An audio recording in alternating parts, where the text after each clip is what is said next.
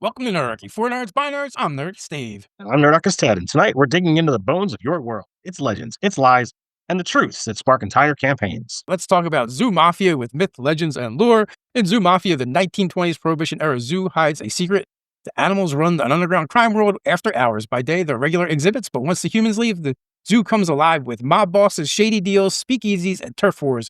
Three powerful families, Carlo Hambino, Machine Gun Otto, and Al Capone, vie for dominance while the lower level mobs try to get made. You can find the Quickstart rules, as well as the upcoming Kickstarter down in the description below. Lore and myth in Zoo Mafia live in the shadows, urban legends whispered between cages.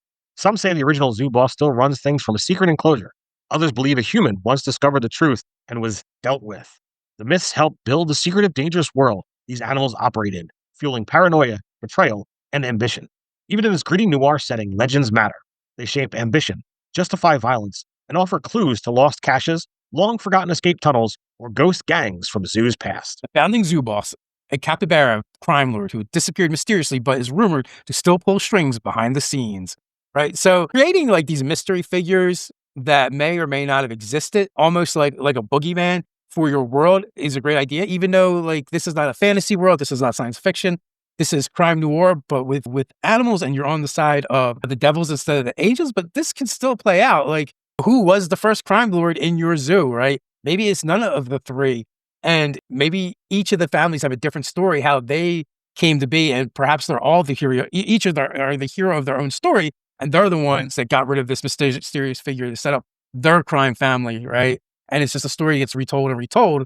And then even like the citizens, they may have a different version of it, depending on it. And this could even be a source of bad blood between some of these crime families. Well, I mean, you can take the concept of myth and legends even to the point of whoever your current established bosses are. While the core concept that we've run is one of the three has to fall, I like the idea of painting each of the established bosses with this legendary paintbrush. These are figures that are at the start of the game, basically untouchable. It's supposed to be a daunting task to bring down one of the three. Should be, holy crap, this is what you're really expecting of me? From the character's perspective. From the player's perspective, sure, we understand this is the buy-in. This is what's supposed to be there.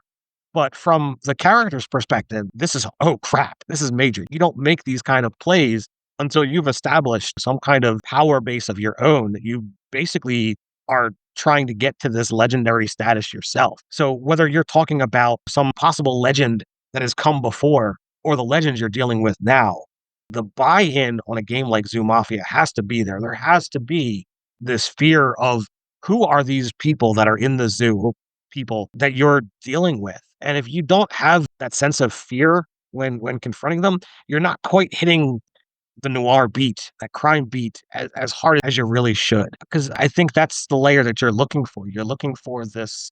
It's not, we're heroes and we're going to change the world. This is gritty. This is real. This is life and death type of things. And a wrong move against the wrong person, you're going to wind up with your buddy's head on the pillow next to you when you wake up. Just the head, nothing else is what I think you're implying. Yes. So the idea is, right, you can have these mythic and legendary figures, and they don't always have to be the crime boss, right? It could be this hitman that retired from a career you don't get to retire from, right? And they're whispered about and only in dark alleys and hushed tones, or a information broker that knows everything. And it's said that even the three big bosses fear them because they have so much information and so much dirt. And if anything were to ever happen to them, it might all just get released. There are definitely different ways of going about it. So if we're going to get into some more myth and legends, what about the Crimson Collar? Cursed mob heirloom said to bring power at the cost of loyalty. So the idea of introducing into a game like Zoo Mafia artifacts, right, that have power, but they only have power because people have given them power. In a sense, like the cursed heirloom, right, the idea that it is a symbol of power, but also it's associated with this negative connotation as well, because the superstition around it is, yes, you're going to get more, whoever has it is going to be more powerful, but you're not going to be able to trust the people around you. But, and to a certain extent, like that just might be the cost of power anyway, without this symbol. And you can introduce interesting and cool things like that into your game.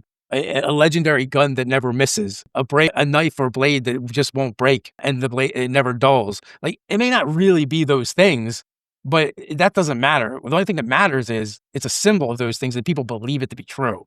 So Zoo Mafia is built on the foundation of Powered by the Apocalypse, which is very much a different style game.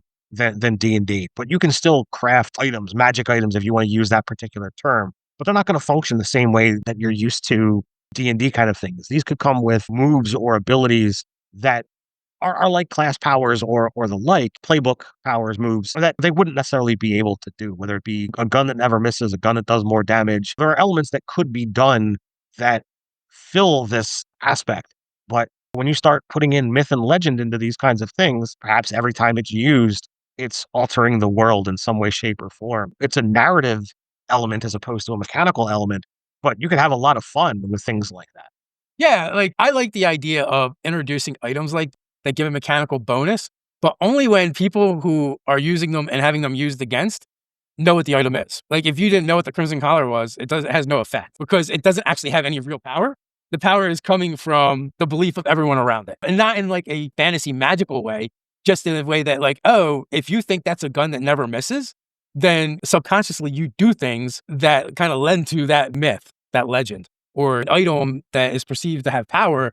Well, social interactions involving that item with people that are aware of it tend to go in the favor of the person using it just because that's what everyone believes. It's not an actual power of the item per se.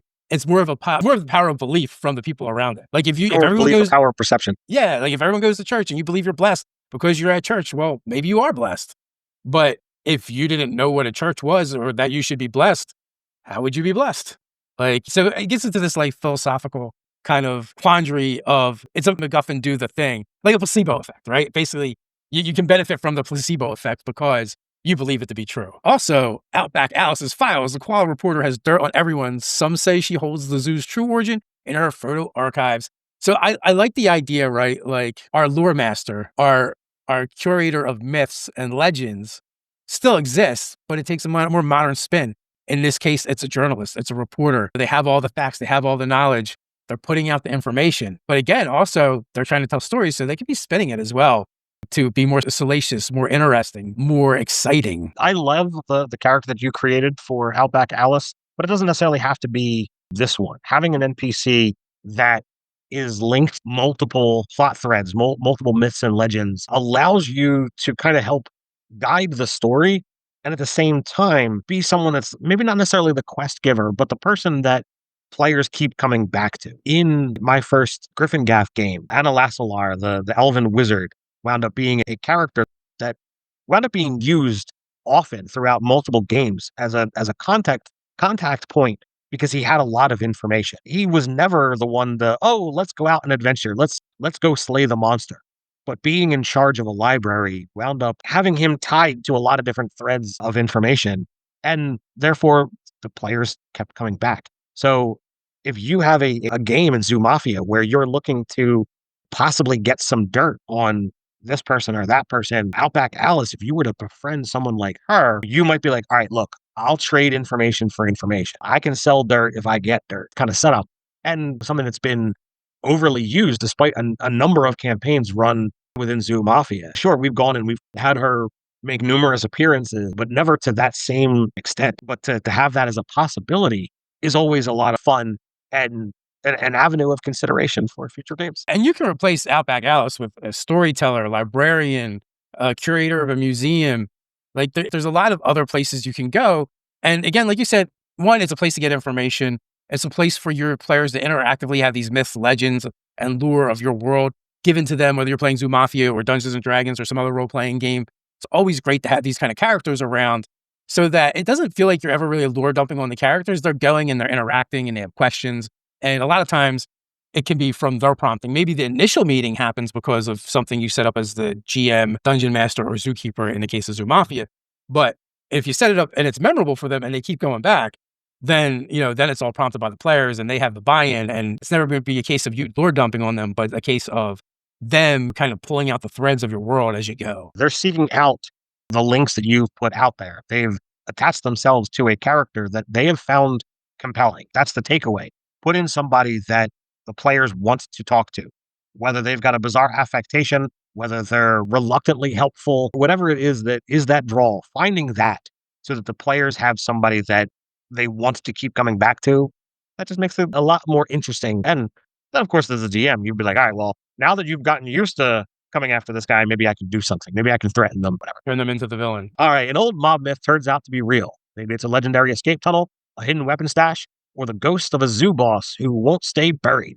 What myth would shake up your mob if it came true? If you had fun, hit that like, subscribe, and ring the bell so you never miss when we drop another tale from the edge of imagination.